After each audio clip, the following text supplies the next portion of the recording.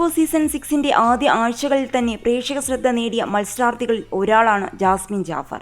നേരത്തെ തന്നെ സോഷ്യൽ മീഡിയയിലൂടെ ആളുകൾക്ക് വളരെയധികം പരിചയമുള്ള വ്യക്തിയാണ് ജാസ്മിൻ. അതുകൊണ്ട് തന്നെ താരത്തിന്റെ കുടുംബ പശ്ചാത്തലത്തെക്കുറിച്ചെല്ലാം ഏറെക്കുറെ പ്രേക്ഷകർക്കും അറിവുള്ളതാണ്. ഗബ്രിയുമായുള്ള സൗഹൃദം ബിഗ് ബോസിനകത്തും പ്രേക്ഷകർക്കിടയിലും അസ്വസ്ഥതയുണ്ടാക്കുകയും ചെയ്തു. തുടർന്ന് ജാസ്മിന്റെ ഉപ്പ ബിഗ് ബോസ് ഹൗസിലേക്ക് ഫോൺ ചെയ്തതും ഉപ്പയുടെ ഓപ്പറേഷനുമെല്ലാം ചർച്ചയാവുകയും ചെയ്തു.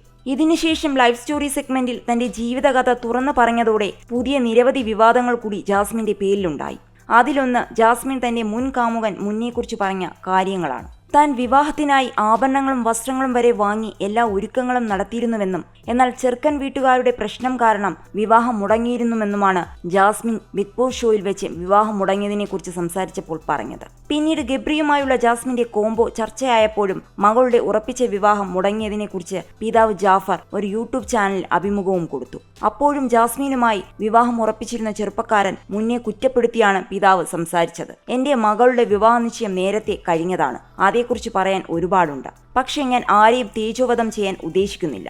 അതുകൊണ്ട് ആ വിവാഹ നിശ്ചയത്തെക്കുറിച്ച് കൂടുതൽ സംസാരിക്കുന്നില്ല. അതിനുശേഷം ജാസ്മിന്റെ വിവാഹ നിശ്ചയം മറ്റൊരു പയ്യനുമായി കഴിഞ്ഞു. അത് പുറത്തു പറയരുതെന്ന് അവളോട് പറഞ്ഞത് ഞാനാണ്. കാരണം എനിക്കത് ഇഷ്ടമല്ല.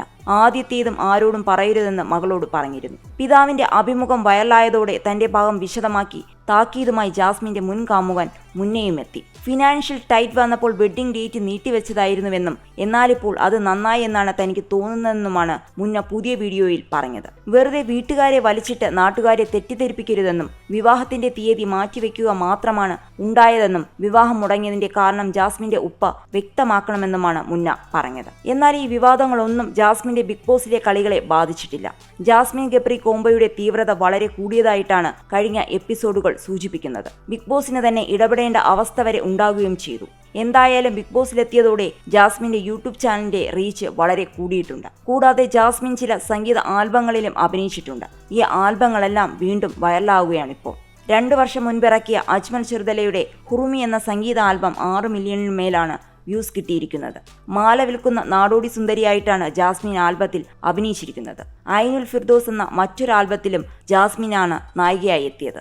ഏതാണ്ട് 9 ലക്ഷത്തോളം പേരാണ് 2 വർഷം മുൻപിറങ്ങിയ ഈ ആൽബം കണ്ടിരിക്കുന്നത്. ഈ ആൽബങ്ങളുടെ എല്ലാം ടൈറ്റിലും ഡിസ്ക്രിപ്ഷനും ജാസ്മിൻ ജാഫറുടെ പേരിൽ ഇപ്പോൾ ബിഗ് ബോസ് എന്നുകൂടി അപ്ഡേറ്റ് ചെയ്തിട്ടുണ്ട്. അതുകൊണ്ട് തന്നെ ഈ സംഗീത വീഡിയോകളെല്ലാം വീണ്ടും ട്രെൻഡിങ് ആവുകയാണ്.